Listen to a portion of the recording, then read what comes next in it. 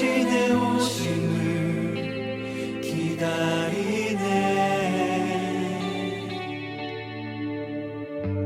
수많은 별들을 만드시고 수많은 생명을 품으신 주,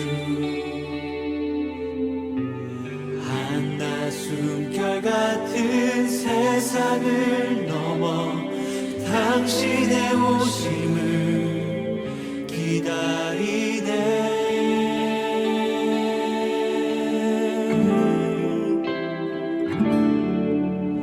주와 내 영혼이 서로 마주할 그때에 근심의 옷을 벗고 영혼을 살리.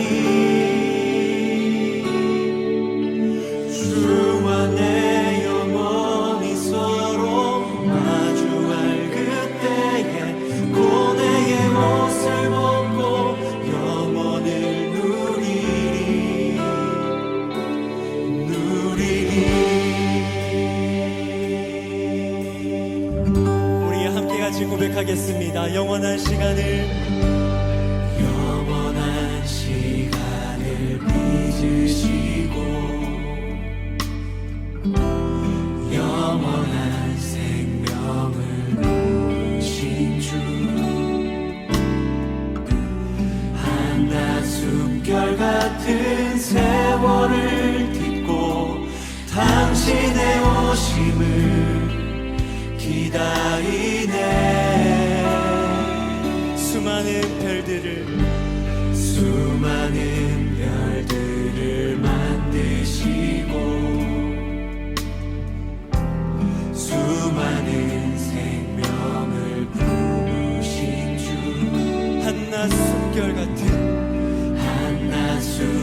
같은 세상을 넘어 당신의 오심을 기다리네.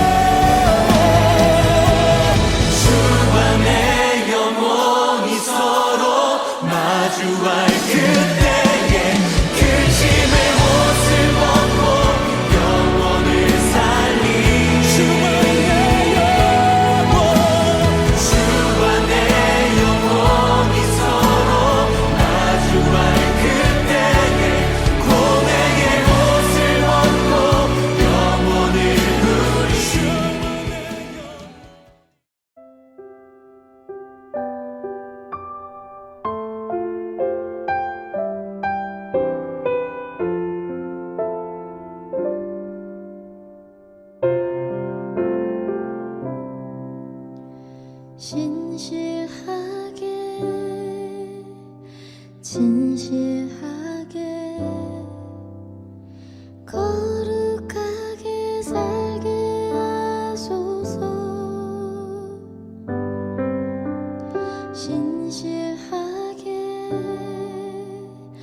진실하게 거룩하게 살게 하소서.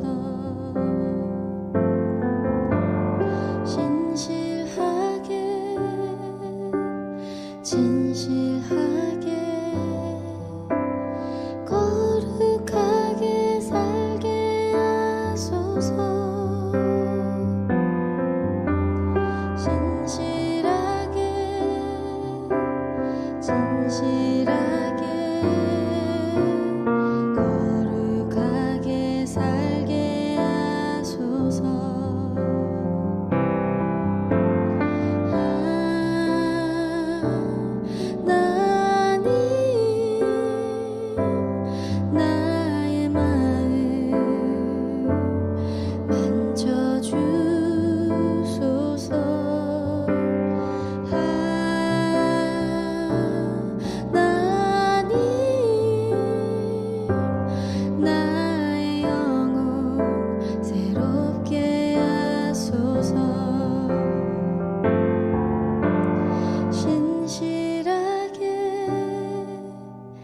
진실하게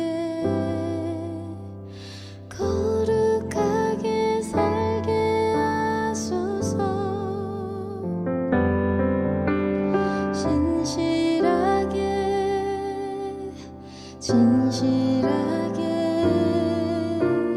거룩하게 살게 하소서.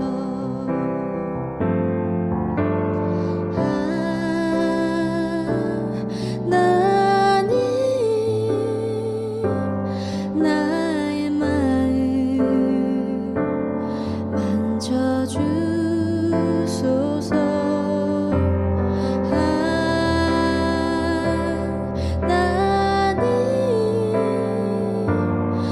나의 영혼 새롭게 하소서.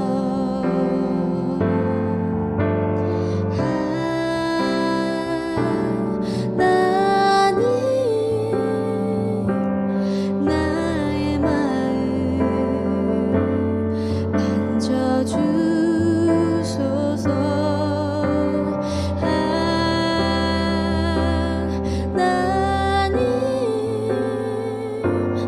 나의 영혼 새롭게 하소서.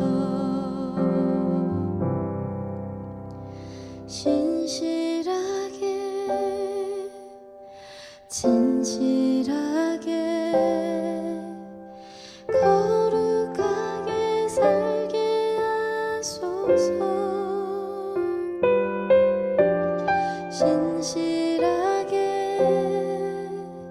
진실하게 거룩하게 살게 하소서.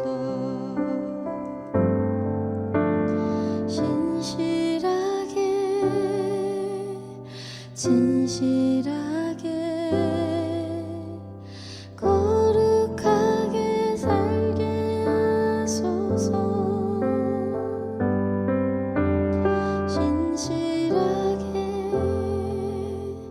진실하게 거룩하게 살게 하소서. 네, 오늘의 말씀 고린도전서 14장 13절로 25절 말씀 봉독하겠습니다. 그러므로 방언을 말하는 자는 통역하기를 기도할지니 내가 만일 방언으로 기도하면 나의 영이 기도하거니와 나의 마음은 열매를 맺지 못하리라. 그럼 어떻게 할까?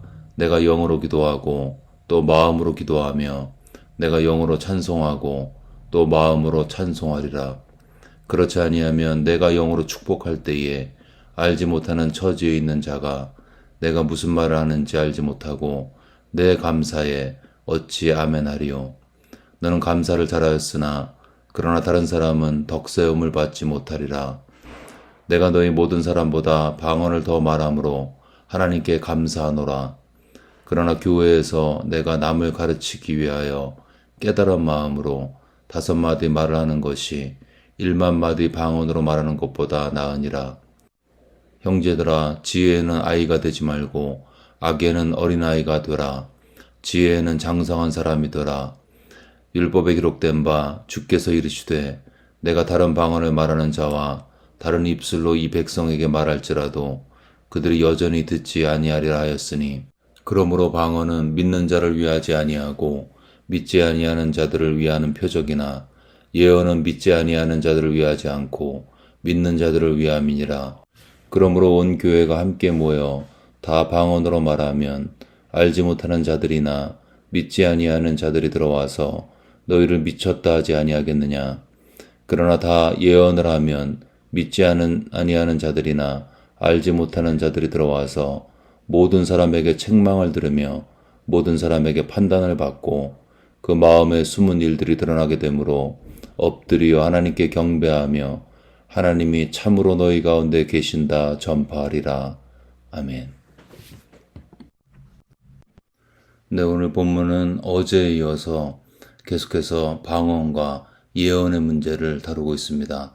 특별히 방언의 문제를 깊이 다루고 있습니다. 이 방언에 대해서는 다양한 의견들이 우리 가운데 있죠. 과거에 불필요한 극단적인 주장 때문에 교회에 많은 분열과 논쟁이 있었습니다. 그래서 먼저 확실히 할 것은 이 방언에 대한 견해는 이단이냐 아니냐 이런 문제가 아니고요. 개인의 신앙에 대한 그런 문제인 것입니다. 그렇기 때문에 이 방언의 문제를 가지고 분열되거나 싸우거나 논쟁을 끊임없이 하는 것은 방언을 완전히 주장하거나 또 방언을 폐지를 주장하거나 그런 것보다 우리가 지양해야 될 그런 자세인 것입니다. 먼저 본문에 나타난 내용을 살펴보기 전에 방언과 관련된 두 가지 극단적인 주장을 살펴보겠습니다. 첫 번째는 방언은 없다는 주장인 것입니다. 방언이 더 이상 존재하지 않는다. 이거는 은사중단론의 영향이죠. 은사중단론은 초대교회에 있었던 기적적인 은사들, 예언과 방언과 그 여러 가지 병고침과 이런 은사들이 끝났다는 것입니다. 중단되었다는 것입니다. 이 주장의 핵심적인 성경 구절은 고린도전서 13장에 있는 온전한 것이 올 때에는 부분적으로 하던 것이 패할 것이라 이 말씀인데요. 여기서 온전한 것을 성경의 완성으로 보고 있습니다. 즉 성경이 완성된 다음에는 부분적으로 하던 그런 여러 가지 기적적인 은사들이 끝났다. 그렇게 주장하고 있습니다. 근데 우리는 성경을 통해서 온전한 것은 성경의 완성이 아니고 예수님의 재림을 지칭하는 것을 확인할 수가 있습니다.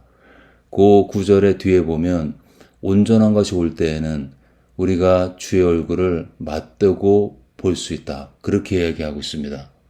우리가 성경이 완성되고 성경이 완성된 지 엄청난 시간이 흘렀지만 지금 우리가 예수님의 얼굴을 맞대고 보고 있지 않죠. 그 얘기는 여기서 온전한 것은 성경의 완성이 아니고 예수님의 재림, 다시 오심, 그것을 지칭하는 것입니다. 그래서 온전한 것을 성경의 완성으로 해석한 은사 중단론은 잘못된 것이죠. 방언이 없다는 게 첫 번째 극단이면 반대쪽 극단은 방언은 모든 것이다. 방언은 너무나 중요한 것이다. 이렇게 주장하는 것인데요. 이것은 마치 방언을 받아야지 성령이 내주하시거나 성령 충만을 받은 것으로 주장하는 것입니다. 성령 이퀄 방언이라고 생각하는 거죠. 성령이 임하면 반드시 방언을 해야 한다고 생각하는 것입니다.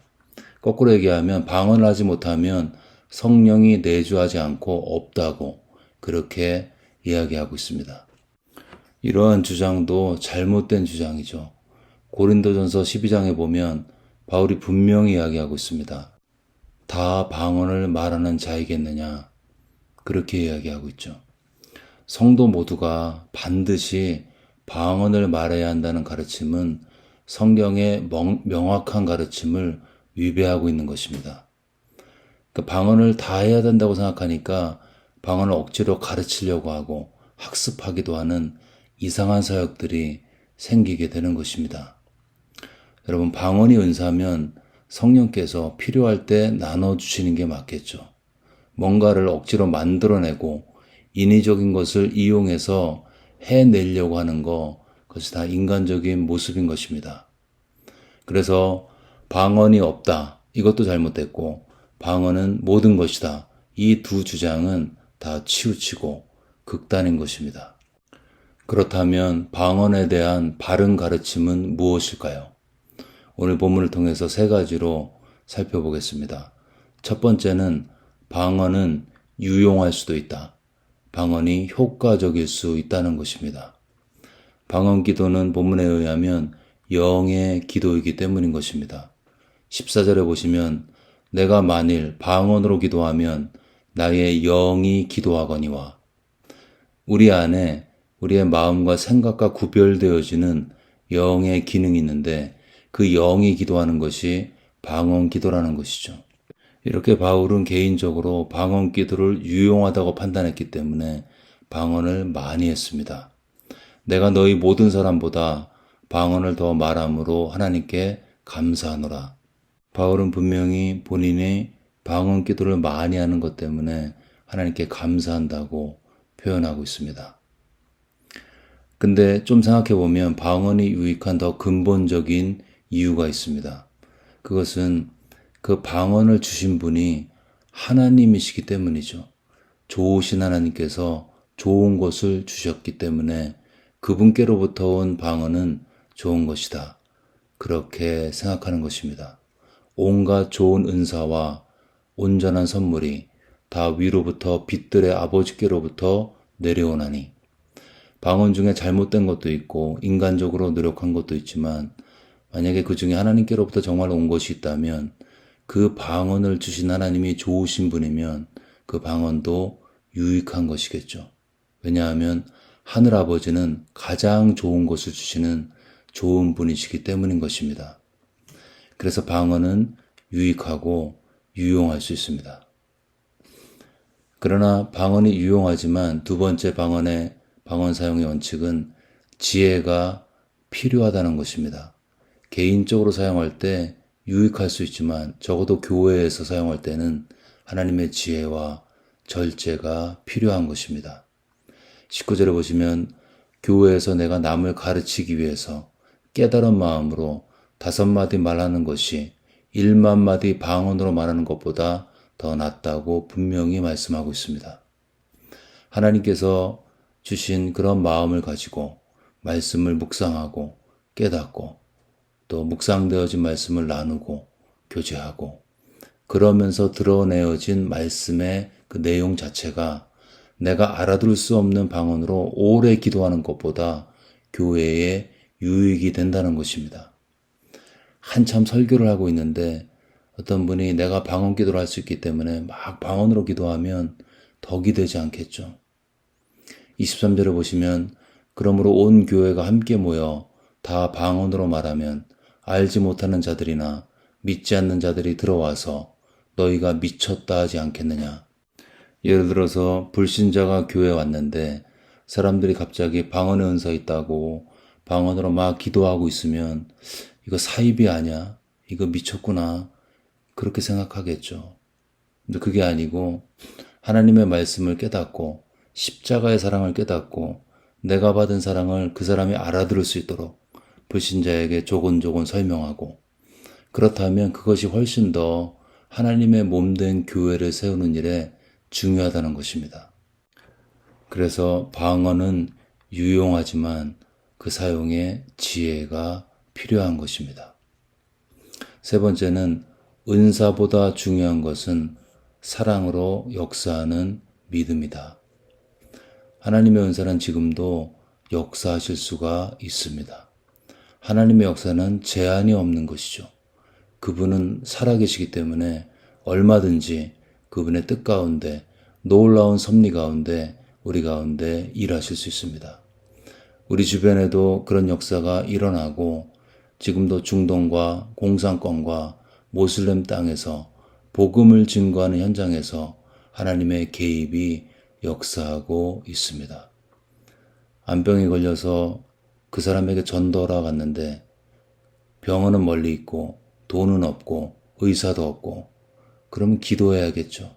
하나님의 치유를 위해서 주만 바라보고 간절히 기도할 때 때로 하나님께서 기적적으로 역사하셔서 그 누구에겐가 치유의 은사를 주셔서 그 사람에게 치유를 베풀어 주실 수가 있고 실제 그런 일들이 일어나고 있습니다.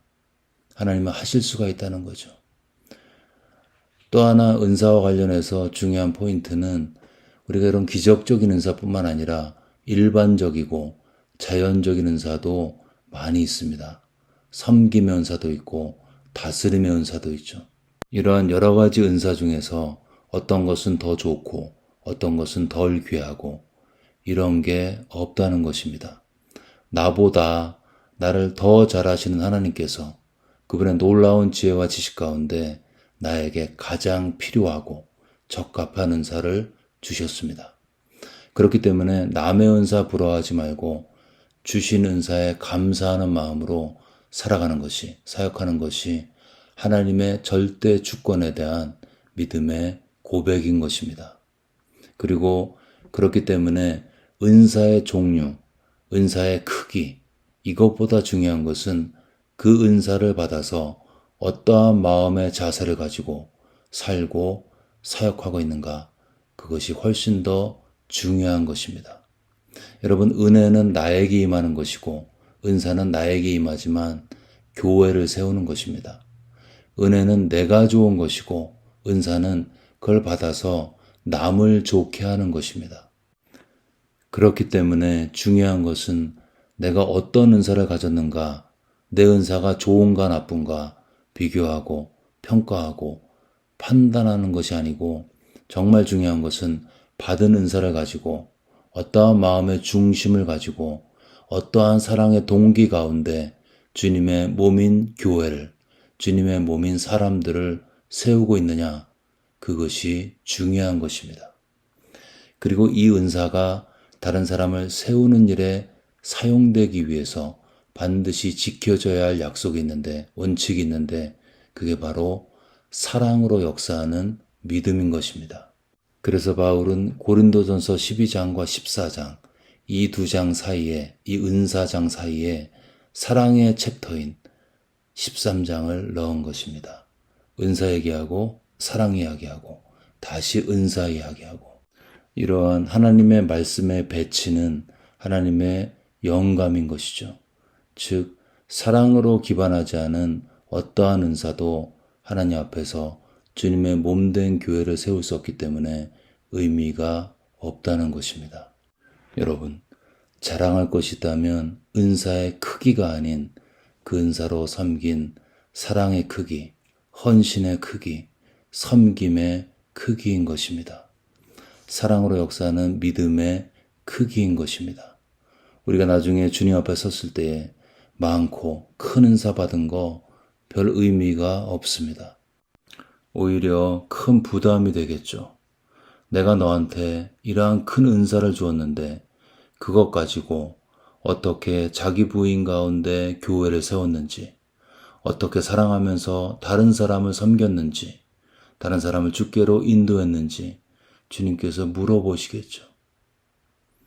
우리가 자랑할 것은 은사의 종류나 은사의 크기가 아닌, 내가 사랑 가운데 가장 평범해 보이는 은사를 할지라도 예수님의 몸된 교회, 그 교회를 구성하고 있는 내 주변에 있는 지체, 그 한 사람 한 사람을 사랑하고 섬기고 그들에게 예수님의 형상이 이루어지게 하기 위해서 가장 작은 삶의 부분에서 그들을 섬기고 사랑하고 돕고 세웠는지, 그것이 훨씬 더 중요한 것입니다. 이 아침에 하나님 앞에서 우리의 삶을 돌아보고 하나님께서 그분의 놀라운 지혜와 지식 가운데 나에게 허락하신 은사가 무엇인지 같이 한번 생각해 보면 좋겠습니다. 그리고 내가 그 은사를 가지고 그 은사 묵상하고 은사가 남의 것보다 더 좋은가 비교하고 판단하고 평가를 하지 말고, 내가 받은 은사를 가장 작아 보이고 가장 평범해 보인다 할지라도 이 은사를 가지고 다른 사람을 섬기고 세우는 일에 삶을 들이시고 헌신하시기를 주의 이름으로 축원합니다. 그것이 그 어떠한 기적적인 은사보다 가장 하나님을 영화롭게 하고 내 삶에 주신 은사들을 온전히 발휘해서 내 삶을 향하신 주님의 뜻을 이루어드리는 믿음의 길인 것입니다. 하나님 앞에 받은 은사 감사하고 주신 은사 잘 사용하고 활용해서 교회를 세우고 사람들을 세우고 불신자를 주께 인도하는 그 일들 가운데 쓰임 받으시기를 주의 이름으로 축원합니다. 아멘. 네, 이 시간 들은 말씀 붙들고 함께 기도하겠습니다. 하나님 앞에서 받은 은사 기억해보고 생각해보고, 이제는 이 은사를 사용해서 나 자신이 아닌 주변 사람들, 불신자들, 성도들을 섬기는 그 일들 가운데 진력할 수 있도록 도와달라고 받은 은사와 섬기는 삶을 위해서 말씀 기억하면서 함께 간절히 기도하겠습니다.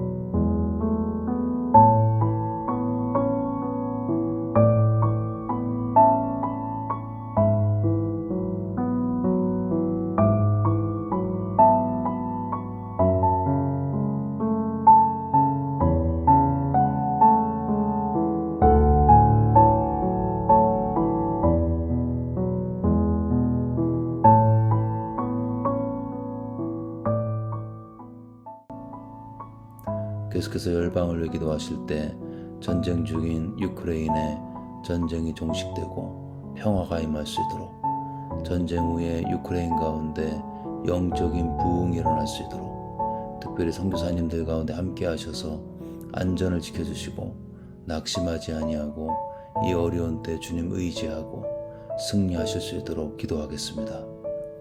브라질로 이주한 아프간 난민들이 그곳에서 예수님을 깊이 만날 수 있도록 함께 기도하겠습니다.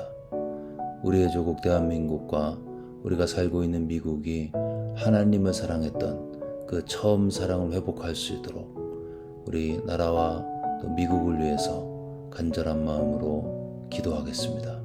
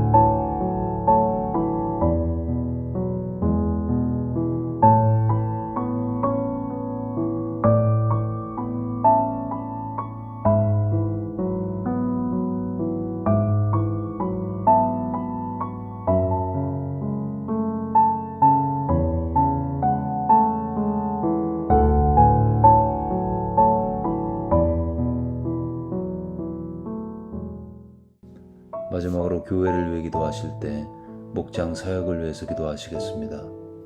목장 모임으로 모일 때마다 그 모임에 하나님의 은혜가 넘칠 수 있도록 목원들이 개인적인 아픔과 기도 제목 내어놓고 기도할 때 하나님의 응답이 이루어지고 치유가 이루어지고 회복이 이루어질 수 있도록 목장 모임 자체에 하나님의 역사가 나타날 수 있도록 우리 간절한 마음으로 기도하겠습니다.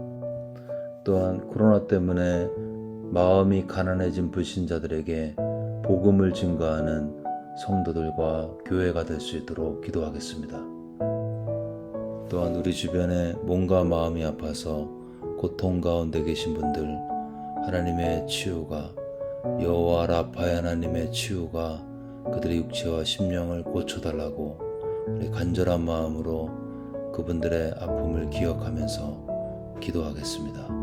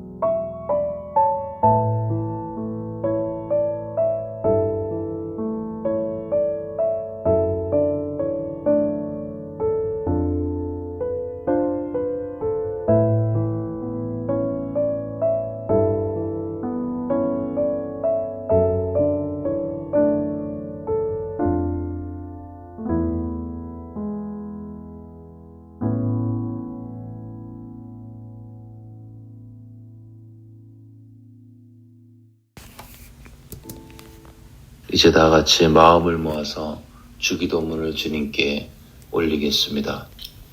하늘에 계신 우리 아버지여, 이름이 거룩히 여김을 받으시오며 나라가 임하옵시며 뜻이 하늘에서 이루어진 것 같이 땅에서도 이루어지이다. 오늘 우리에게 일용할 양식을 주시옵고 우리가 우리에게 죄 지은 자를 사하여 준 것 같이 우리의 죄를 사하여 주시옵고 우리를 시험에 들게 하지 마시옵고 다만 악에서 구하시옵소서. 나라와 권세와 영광이 아버지께 영원히 있사옵나이다.